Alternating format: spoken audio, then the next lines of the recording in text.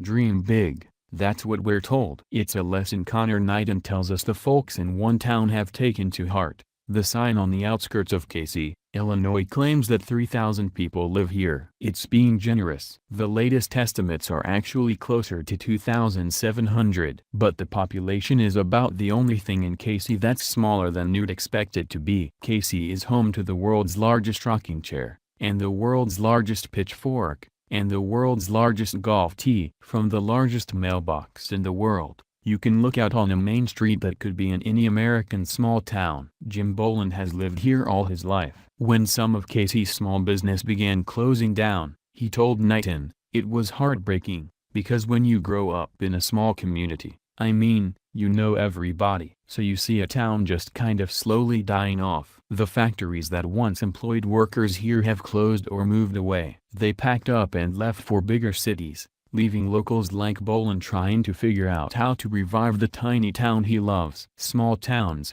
we have to try to come up and think outside the box to get people to come to our small communities and shop, he said.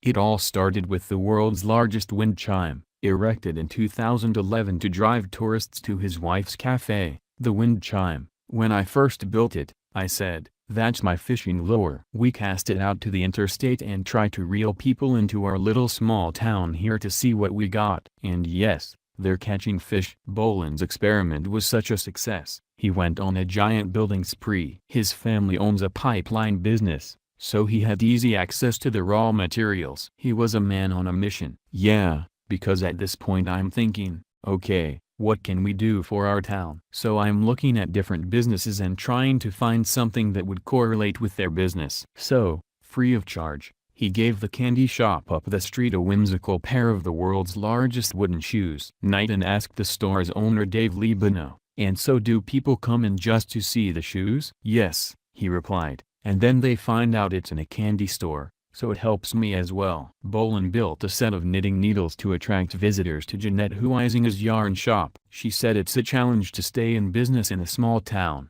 very much, very much. "If it were not for the gift of these knitting needles, I don't think I probably could have stayed." Yes, believe it or not, there are people who come just to see the world's largest knitting needles. At nearly 14 feet long, they bettered the previous record holder. "How was there a number 2? Asked Knighton. "It just seems like number 2 would be a normal-sized knitting needle. I'm shocked that there was another one you had to compete with." "Yeah, I think it was in Sweden, is where it was," said Boland. He meticulously researches his creations, and works with the Guinness World Record organization to get them certified. Along the way, he's built plenty of large items around town that aren't necessarily record holders, like the 32-foot, 6-inch long pencil.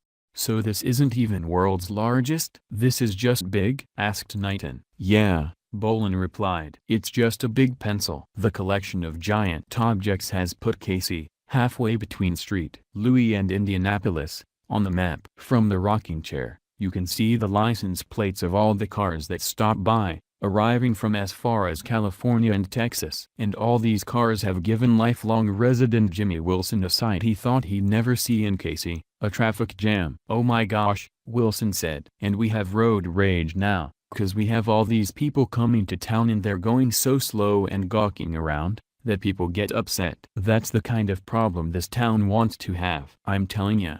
I can't believe it," Wilson laughed. "It's the greatest thing that's ever happened here." When the flag goes up on the giant mailbox, it means someone has dropped in another letter. A tourist, most likely, hoping to commemorate their trip. Knighton asked, "Just to know that people are excited about having a postmark from Casey, Illinois on their mail, what's that feel like?" "It's pretty cool," Boland replied. "To see kids and people get excited about something that they're doing in Casey is just thrilling. It's a special feeling." Big dreams, and a bigger heart, all in a small town.